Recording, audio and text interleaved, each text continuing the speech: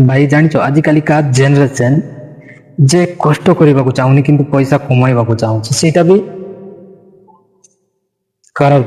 କରୋଡ଼ପତି ବନିବାକୁ ଚାହୁଁଛନ୍ତି ବହୁତ କଷ୍ଟ କରିବାକୁ ଚାହୁଁନାହାନ୍ତି। ବିନା ମେହନତରେ ସେମାନେ କେମିତି କରୋଡ଼ପତି ହେବେ ବୁଝିପାରୁନି। ବଟ୍ ସମସ୍ତଙ୍କର ସ୍ୱପ୍ନ ଯେ ମୁଁ କରୋଡ଼ପତି ହେବି, ମୁଁ ମାଲିକ ହେବି, ମୁଁ ପଇସା କମାଇବି। ବଟ୍ କଷ୍ଟ କରିବାକୁ କିଏ ବି ଚାହୁଁନାହାନ୍ତି। ସମସ୍ତଙ୍କର ଇଚ୍ଛା ହଉଛି ଯେ ମୁଁ ପଇସା ଇନକମ୍ କରିବି, ବଟ୍ ସେଟା ବି ସହଜରେ କଷ୍ଟ ନ କରିକି। ସମସ୍ତଙ୍କୁ କହିବି ଯେ କଷ୍ଟ ନ କରିଲେ କିଛି ମିଳିବ ନାହିଁ। ପଇସା ପାଇଁ କଷ୍ଟ କରିବାକୁ ପଡ଼ିବ, ନିଜର ଖୁସିକୁ ବି ତ୍ୟାଗ କରିବାକୁ ପଡ଼ିବ, ଆଉ ନିଜର ସ୍ୱପ୍ନ ନିଜର ଇଚ୍ଛା ଏସବୁକୁ ମାରିବାକୁ ପଡ଼ିବ, ତେବେ ଯାଇକି ପଇସା ମିଳିବ। ଆମେ ଯଦି ମଜା ମସ୍ତିରେ ଥିବା ତ ଆମକୁ କେବେ ପଇସା ମିଳିବ ନାହିଁ। ସାଙ୍ଗସାଥି ଫ୍ୟାମିଲି ପରିବାରଠୁ ଦୂର ରହିବାକୁ ପଡୁଛି, ତେବେ ଯାଇକି ପଇସା ମିଳିବ। ବଟ୍ ଆଜିକାଲି କ'ଣ ହଉଛି ନା, ଆମର ଡ୍ରିମ୍ ଇଲେଭେନରେ ଯେ ସମସ୍ତେ ଡ୍ରିମ୍ ଇଲେଭେନରେ ବେଟ୍ ଲଗାଇକି ଭାବୁଛନ୍ତି ଯେ ମୁଁ କରୋଡ଼ପତି ହେବି। ମତେ ରାସ୍ତାରେ ଚାଲୁ ଚାଲୁ ମତେ ବ୍ୟାଗରେ ପଇସା ମିଳିଥାନ୍ତା କି, ଉପରୁ ପଇସା ପଡ଼ିଥାନ୍ତା କି, ମତେ କ'ଣ କରିଲେ ପଇସା ମିଳିବ।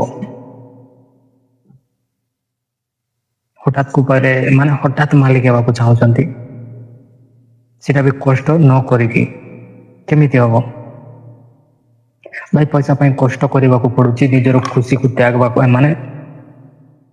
କ'ଣ କହିବି, ମଜା ମସ୍ତି ସବୁକୁ ଛାଡ଼ିବାକୁ ପଡୁଛି, ତେବେ ଯାଇକି ପଇସା ମିଳିବ। ବହୁତ କଷ୍ଟ କରିବାକୁ ପଡୁଛି। ଆଗର ଲୋକମାନେ ଥିଲେ ଯେ ସେମାନେ ବହୁତ କଷ୍ଟ କରୁଥିଲେ, 100 ଟଙ୍କା ପାଇଁ ଦିନ ରାତି କାମ କରୁଥିଲେ। ଆଉ ଏବେର ଲୋକ କରୋଡ଼ପତି ହେବା ପାଇଁ ଖାଲି ବସିକି ବେଟ୍ ଲଗାଇ ଦଉଛନ୍ତି ଆଉ ଭାବୁଛନ୍ତି ଯେ ମୁଁ କରୋଡ଼ପତି ହେଇଯିବି। ଏଇଟା କ'ଣ ସହଜ? ଭାଇ ପଇସା କମାଇବା ପାଇଁ କଷ୍ଟ କରିବାକୁ ପଡ଼ିବ, ମେହନତ କରିବାକୁ ପଡ଼ିବ। ଏବେକା ଲୋକମାନେ ହଠାତ୍ ବଡ଼ ବିଜନେସ୍ ଆରମ୍ଭ କରିବାକୁ ଚାହୁଁଛନ୍ତି, ଏଇଟା ବି ହବ ନାହିଁ।